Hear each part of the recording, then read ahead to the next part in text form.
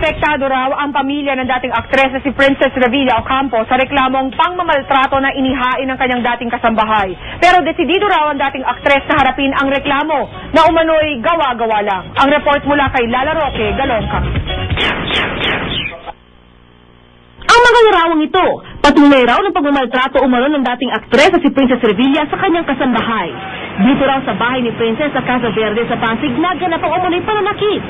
Hindi na raw makayanan ng biktima na itago natin sa pangalang Aida ang pananakit sa kanya. Kahapon, nagsampa na siya ng reklamo sa Pasig Police. Nasa kusudiya na ngayon ng DSWD si Aida na nagsabing 17 taong gulang siya. Na-trauma raw si Aida. Kwento niya, pinapalo raw siya ng walis ni Princess. Pinalo siya ng handle ng tambo hanggang sa manitim yung kanyang itong portion na, itong buttocks niya, at hanggang magkandababali ang tangkay ng tambo. Inihahanda na ng DSWD ang pagsasampa ng kasong child abuse kay Princess. Pinabulaanan naman ng kapo ni Princess ang paratang. Gawa-gawa lang daw ito. The domestic helper was no longer connected with Miss Ocampo's household as early as March 28, 2008. Hence, any injuries allegedly sustained by her could not have been inflicted by Miss Ocampo. Hindi rin daw totoong menor de edad ang kasambahay.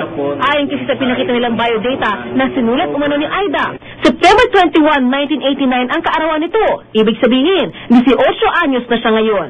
Aminado naman si Princess na bagaman nakakakuha ng lakas ng loob mula sa mga mahal sa buhay, naapektuhan na raw ang kanyang pamilya sa pagsulpot ng issue.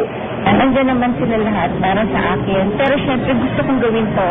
Yung gusto kong patunayan sa kanila na talagang ako, kaya ko itong harapin. Syempre sa tulong ng lawyer ko na hindi sila dapat masagad dito. Ayon sa PNP, hinihintay lang nilang resulta ng medical test at konfirmasyon ng edad ni Aida. Kung mapatunayang menor de edad niya si Aida, posible rin daw kasuhan ng child labor si Princess kung itutuloy ni Aida ang kanyang reklamo. Noong 1997, idinimanda na si Princess ng kanyang kasambahay na sina Presi Balolong at Rodrin Lumactud dahil din daw sa pagmamaltrato. Ibinasura ang kaso dahil hindi nagpakita sina Balolong at Lumactud. Lala Roque Galonca, nakatutok, 24 oras.